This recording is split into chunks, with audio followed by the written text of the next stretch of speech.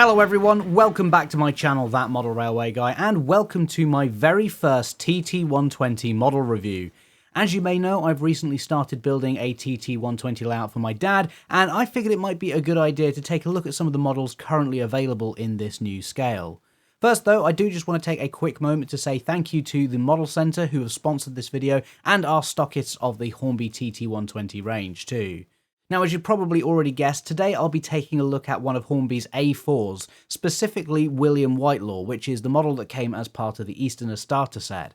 I won't be looking at the whole set today because it's been out a while now and enough people have cast their opinions on that already, so today we'll just focus on the model of the A4 itself.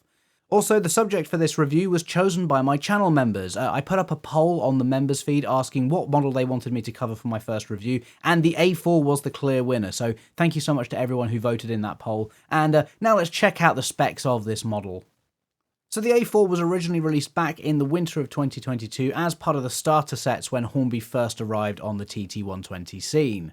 This specific model is William Whitelaw in the BR green livery with the late crest on the tender.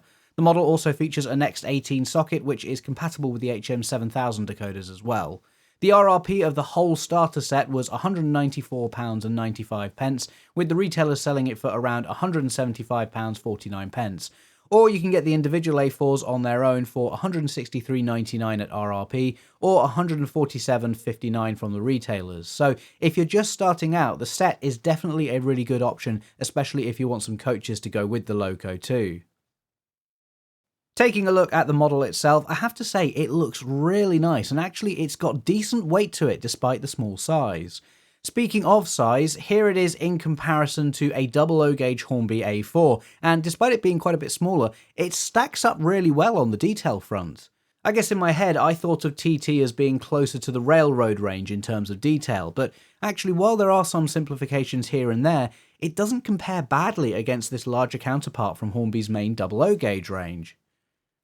Looking at the livery, I do like this British Railways green, and the orange and black lining on the streamlined casing is done really nicely even at this small scale. We also have the nameplate at the front in a really nice blue, and this appears to be a separately fitted part rather than having been moulded on, so that's really nice to see. On the cab we have that nice lining again, along with the Locos number and a really tiny builder's plate, which I can't tell if it's legible, but honestly at this scale I don't think it really matters. We then have more of the orange and black lining on the tender too, along with the late British Railways crest, which has been reproduced really nicely actually, and it looks great here. Looking along the underframe, most of the detail is just moulded in black plastic here, but I think that's absolutely acceptable. And up by the driving wheels we also have all that intricate metal linkage too, which looks fantastic. Some of it does stick out a little further than on the 00 gauge model. Maybe that's because of the more accurate track gauge in TT120, or it's more likely just because it's a smaller model but the parts still need space to move properly. Either way though, I don't really think this is a massive issue. I have to say though, I really like the cutaways on the valances too. There's some lovely rivet detail here, and just in general, it's hard not to like the front of an A4. Speaking of the front, the distinctive streamlined shape of the A4 has been captured really well here. We've got the double chimney up top with the chime whistle just below it too. I think this is just made of plastic, but it doesn't feel delicate at all. You'd really have to try hard to snap that off. We've also got a separately fitted number plate here too, which is nice rather than it just being moulded on. The lamp irons are moulded on though. I think that's alright given how tiny they are in this scale. Looking down at the buffers though, these are made from metal, which is a nice touch, but they're not sprung. I don't think I was really expecting them to be sprung, but it's good to confirm it all the same. The other thing is that this Loco doesn't have a front coupling. Not that the A4s did any tender first running anyway, but you couldn't do a double header for example, so that is just something to be aware of too. And while I'm looking at the front of the Loco, I should also mention that the detail bag does have some additional pipework you can fit for the brakes and the cylinder cocks, I think, as well as a tiny cosmetic screw link coupling as well. Looking back along the Loco, we actually have separately fitted handrails that run all the way down back towards the cab. That's a really nice touch. Again, at this scale I thought they might be moulded on, but Hornby have really put a lot of work into these.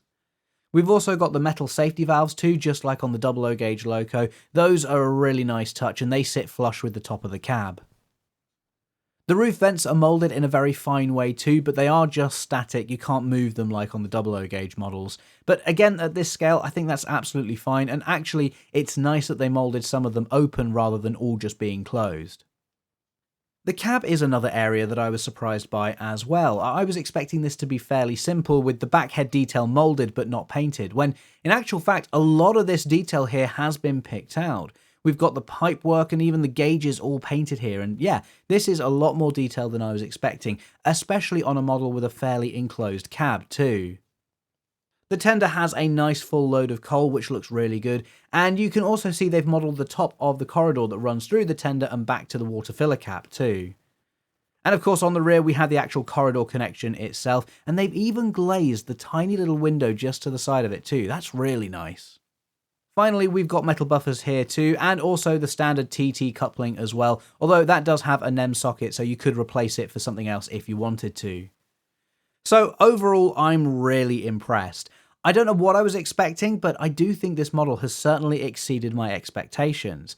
Yeah, it's got some simplifications here and there in comparison to the larger models, but at the same time, it's not cheap and nasty. This is a really nice model, and you can see why Hornby wanted to lead with these. I've also got another trick up my sleeve too, because I've actually fitted this model with an HM7000 sound decoder. So let's get it over to the loud and not only see, but hear how it performs on track. Hey everyone, just a quick message here to say a big thank you to the Model Centre for sponsoring this video, and also the layout building series where I'm actually building a TT model railway myself. If you didn't already know, TMC are one of the few retailers who stock Hornby's TT range, so if you like the look of the A4 I've been looking at in this video, you can head over to their website tmcdirect.com and you can pick one up for yourself. They also have all of the rolling stock, the track, even the ready-made buildings too, so it's definitely a good place to go if you're thinking about or are already in the process of creating a TT120 layout. Thanks again to the Model Centre for sponsoring this video, and now let's see how well that A4 runs.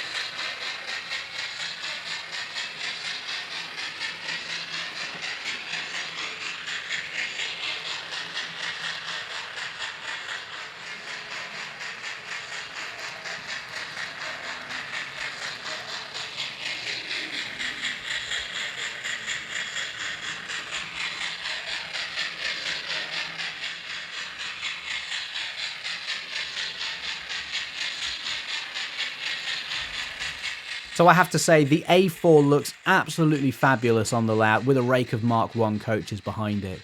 You can see it's a great little runner, nice and smooth, and there's no motor noise at all, not that you'd be able to hear it over the sound decoder anyway, which in itself is adding a lovely extra texture to this model. I have seen the front pony truck lift up occasionally on some of the tighter curves. It doesn't do it all the time though, and it doesn't derail, so I think it's okay. And some of these curves are tighter than radius 2, which is what the Loco is recommended for anyway, so that does have to be taken into consideration. That said, I have heard that there's a little bit of tape that the pony truck sometimes snags on, and that can just be removed, or even just adjusting the front spring as well, so I'll have to have a look into those at some point, perhaps when the layout is in a bit more of a finished state. But for my first TT120 Loco review, I'm really impressed. I know I keep banging on about the size, but I do think it's a really well detailed model, and it's not at all shabby in comparison to its larger 00 gauge counterparts.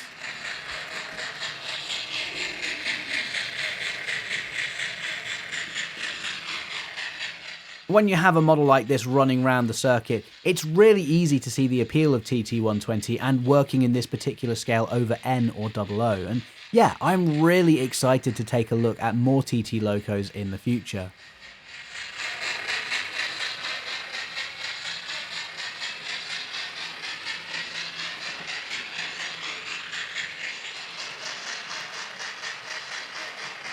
Do let me know if there's anything in particular you'd like to see, and don't forget you can follow the build of this layout on the channel too, so make sure you're subscribed if you haven't done that already. Anyway, that's it for today's video. Thank you so much for watching everyone, and I'll see you in the next one. Bye!